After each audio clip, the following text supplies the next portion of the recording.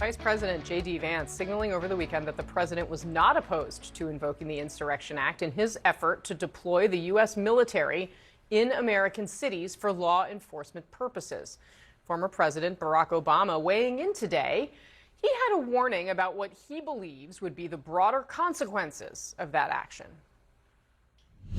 When you have military that can direct force against their own people, that is inherently corrupting. When you have what looks like a deliberate end run around not just a concept, but a law that's been around for a long time, posse comitatus, that says, you don't use our military on domestic soil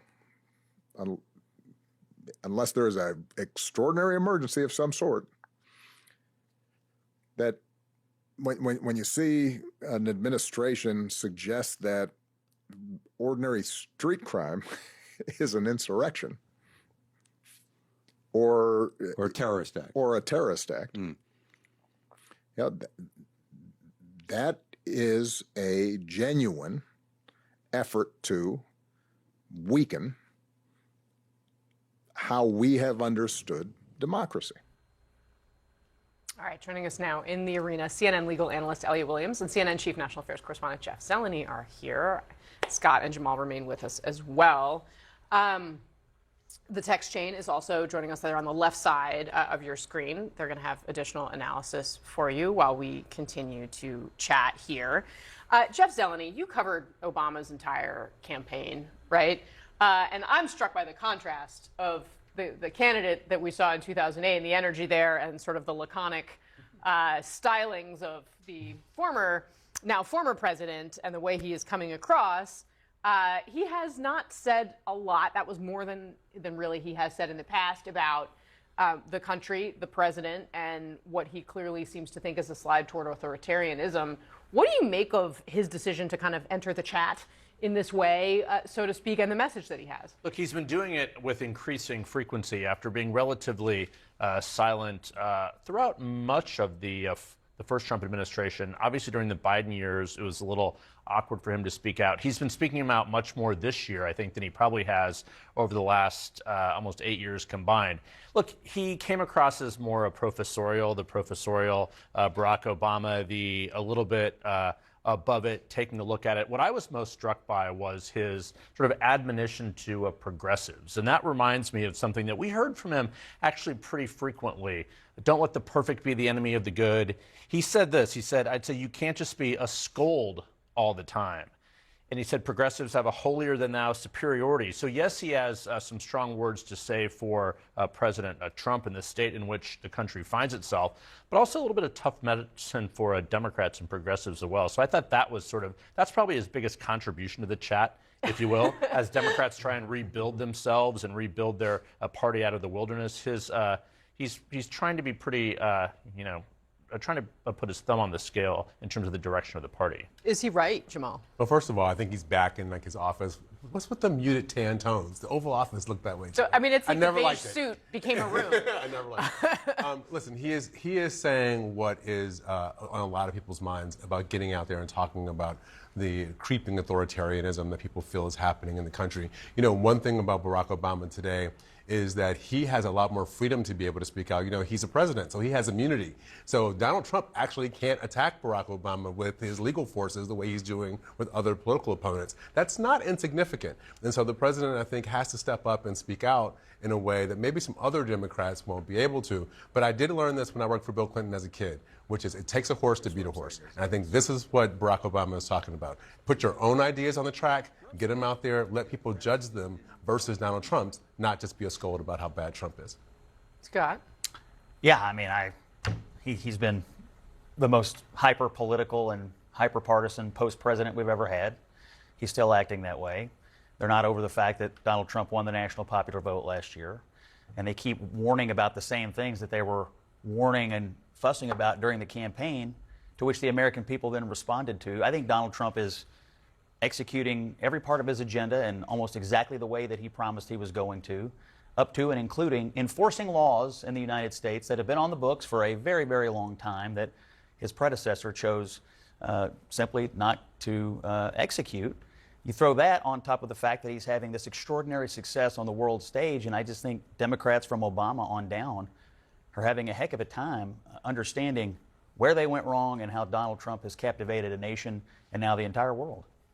Elliot, how do you see this from a legal perspective? Well, I think there's no doubt that authoritarianism is on the rise around the globe. Just look at the kinds of folks who have taken power in the last decade, from Belarus to El Salvador, Bukele, and Viktor Orban in Hungary, and on and on and on. They also happen to be often folks that the president speaks about favorably. Like that's a fact. That's not a criticism of Donald Trump. And I just think the kinds of things that have made those men so powerful are the kinds of things we ought to be careful about embracing here in the United States, like firing prosecutors. And some of the other acts that might seem good and might seem wonderful on a gut level to many people, but are profoundly dangerous for the rule of law in the country. And I just think when you strip down the politics out of Obama's statements, like he's not making an untrue point about authoritarianism around the world and what we ought to be cautious of in the United States. Yeah. So speaking of this, I want to play a little bit of what the former president put out. We saw him on a podcast that was released in the last day or so. This was at the Obama Foundation, or for the Obama Foundation, over the weekend on Saturday, where he's talking about how basically the United States isn't immune, even though perhaps many people in the United States thought that the U.S. was immune. Let's watch. Like many of you, I've become increasingly concerned about the rising wave of authoritarianism sweeping the globe. We're seeing politicians target civil society, undermine freedom of the press, weaponize the justice system. And no one is being spared.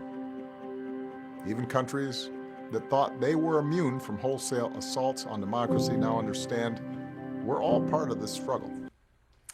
I will admit, Jeff, to being slightly distracted by the soundtrack from the point that the former president is making.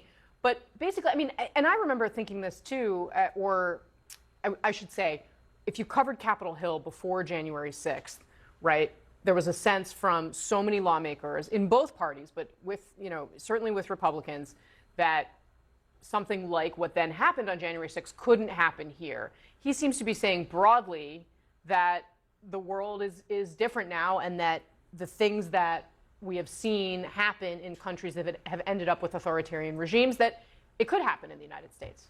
Look, I mean, I think this is very much a post-January 6th conversation, obviously, and I think that he is talking about he's been giving a lot of speeches to civic groups and younger groups as well about sort of the rightward shift. And one question I have, he doesn't do many interviews. He does the podcasts and things, like he does mainly friendly interviews. To what degree does he sort of hold himself responsible, or what is the reaction to his presidency with the rise of Donald Trump? I saw that Kristen Isolde Anderson was asking that question in a chat on the side there, and that is such a central question here, because it's interwoven. It's absolutely interwoven. The rise of Donald Trump obviously started during the Obama presidency, and it has certainly continued since then. So those two men are interwoven in American history in a way that I can't think of any presidents that necessarily are. Of course, Obama was a correction to Bush, if you will, on the Iraq War and other things, but the Trump-Obama sort of Obama relationship is interesting. I think you're exactly right. I mean, Obama's presidency delivered Trump, and then Biden's presidency delivered Trump stronger than ever. So that Obama-Biden political era, I mean, the net result of it is that Donald Trump is now one of the strongest presidents in the modern American political era. That is the net result. Casey, as we think about democracies, one thing that is good for democracies are stable, vibrant middle classes, and people sort of having aspirational ability to move up. And I think one thing that's happened since the financial collapse of 2009, 2010, is people have lost that faith that that's going to happen. I think that is not something we can ignore as we look at the rise of the sort of authoritarian, strong man government around the world. Yeah, fair point for sure.